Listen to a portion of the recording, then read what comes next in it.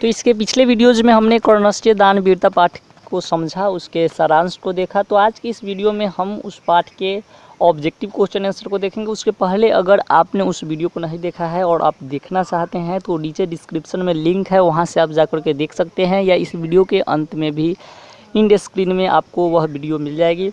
तो चलिए देखते हैं इसके ऑब्जेक्टिव क्वेश्चन को। तो इसका पहला क्वेश्चन है, कर्णस्य दान वीरता पाठ कहाँ से लिया गया है? ऑप्शन ए है पुराण से, ऑप्शन बी है कर्णभार से, ऑप्शन सी है रामायण से, ऑप्शन डी है हितोपदेश से। तो आपको पता होगा कि कर्णस्य दान वीरता पाठ कर्णभार नामक नाटक से लिया गया है, तो इसका आंसर हो जाएगा बी यानी कि कर्णभार। अब देखते हैं दूसरे क्वेश्चन को। इसका दूसरा क्वेश्चन है, महतरम भिक्षाम याचे किसने कहा? ऑप्शन ए है शक्र ने, ऑप्शन बी है कर्ण ने, ऑप्शन सी है शैल्य ने, ऑप्शन डी है कृष्ण ने। तो इसका आंसर होगा ये शक्र ने। आपने इसके पिछले वीडियो में देखा था कि शक्र प्रवेश करके कहता है महतरम भिक्षाम याचे। अब देखते हैं अगले क्वेश्चन को। हमारा अगला क्वेश्चन है, सूर्यपुत्र कौन था?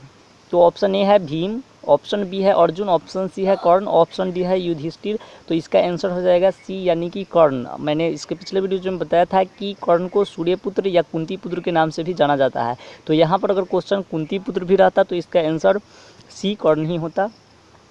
तो अब देखते हैं अगले क्वेश्चन को। अगला क्वेश्चन है, क्वेश्चन नंबर 4 है, भास के कितने नाटक प्राप्त होते हैं? तो इसका आंसर हो जाएगा बी यानी कि 13 नाटक। अब देखते हैं अगले क्वेश्चन को। अगला क्वेश्चन है, कर्ण किसके पक्ष से युद्ध लड़ रहा था? ऑप्शन ए कौरव के पक्ष से, ऑप्शन बी पांडव के पक्ष से, ऑप्शन सी राम के पक्ष से, ऑप्शन डी हनुमान के पक्ष से।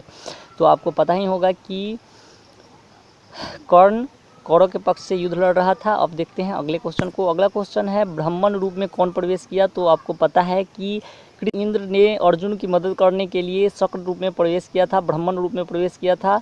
तो इसका आंसर हो जाएगा ये यानी कि इंद्र ने ब्राह्मण रूप में प्रवेश किया था। अब देखते हैं अगले क्वेश्चन को। अगला क्वेश्चन है कि दानवीर कौन था? तो आपको पता ही है कि कवच कुंडल को कर्ण ने दान के स्वरूप में दे दिया था, तो दानवीर कर्ण था। तो अब देखते हैं अगले क्वेश्चन को। अगला क्वेश्चन है, कर्ण किस देश का राजा था? ऑप्शन ए है अंका, ऑप्शन बी है मगध का, ऑप्शन सी है मिथिला का, ऑप्शन डी है काशी का। कर्ण कवच कुंडल को दान में दे रहा था, तो उसके शैल्य ने कहा न दातव्यम अंगराज न दातव्यम, यानी कि वह अंक का राजा था, इसलिए वहाँ पर अंगराज कहा था। तो अब देखते हैं अगले क्वेश्चन को। अगला क्वेश्चन है, भिक्षक किस वेश में आया था? ऑप्शन ए है राजा के भेष में, ऑप्शन बी है भिखारी के भेष में, ऑप्शन सी है मंत्री के भेष में, और ऑप्शन डी है ब्राह्मण के भेष में। तो आपको पता है कि वह ब्राह्मण के भेष में आया था। तो अगले क्वेश्चन को अब देखते हैं। अगला क्वेश्चन है, कर्णभार नाटक किसकी रचना है? ऑप्शन ए है भास का, ऑप्शन बी है कालिदास का, ऑप्शन सी है तुलसीदास का, ऑप्शन डी है मिथिलेश कुमारी का। तो इसका आंसर हो जाएगा ए यानी कि भास का। बताए थे कर्णभार नामक नाटक भास ने लिखा है। अब है क्वेश्चन नंबर 12 है, समय परिवर्तन के साथ कौन नष्ट हो जाता है? तो आपने देखा था कि शिक्षा क्षयम गच्छति काल पर्याप्त, यानी कि समय बीतने पर शिक्षा का क्षय हो जाता है। तो इसका आंसर हो जाएगा ए यानी कि शिक्षा। अब देखते हैं अगले क्वेश्चन को। अगला क्वेश्चन है, अर्जुन किसके पक्ष से युद्ध लड़ रहा था?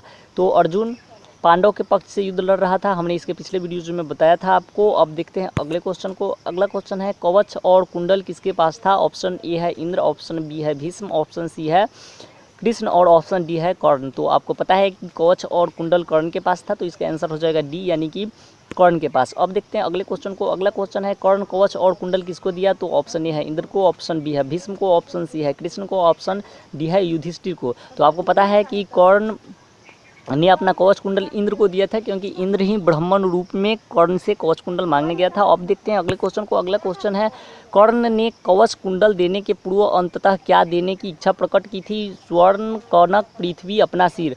तो आपको पता है कि कर्ण ने सबसे अंत में अपना सिर देने का बात कहा था, और उसके बाद क्या है कि उसने अपना कवच कुंडल दिया था। तो यहाँ पर हो जाएगा आंसर डी यानी कि अपना सिर। अब है अगला क्वेश्चन 17 नंबर है, कर्ण के कवच कुंडल की क्या विशेषता थी?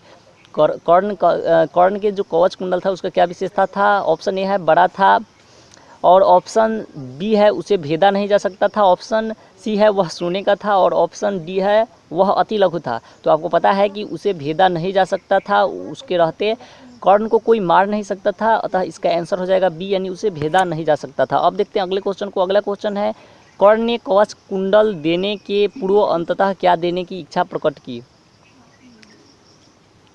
तो यहाँ पर हो जाएगा अपना सिर। अब देखते हैं अगले क्वेश्चन को। अगला क्वेश्चन है, न दातव्यम न दातव्यम यह किसने कहा? तो बताए थे कि शैल्य ने कहा। आपने इसके पिछले वीडियोज में भी देखा कि शैल्य कहता है न दातव्यम न दातव्यम, यानी कि नहीं दे महाराज नहीं दे। अब देखते हैं अगले क्वेश्चन को। अगला क्वेश्चन है कर्णस्य दान वीरता पाठ के लेखक कौन है। इसका ऑप्शन ए है भास, ऑप्शन बी है कालिदास, ऑप्शन सी है तुलसीदास, ऑप्शन डी है मिथिलेश कुमारी मिश्रा। तो इसका आंसर हो जाएगा ए यानी कि भास, यानी कि भास ने कर्णस्य दान वीरता पाठ को लिखा है। तो इस तरह से ये कुछ VVI क्वेश्चन था जो आपके एग्ज़ाम के लिए इम्पोर्टेंट है।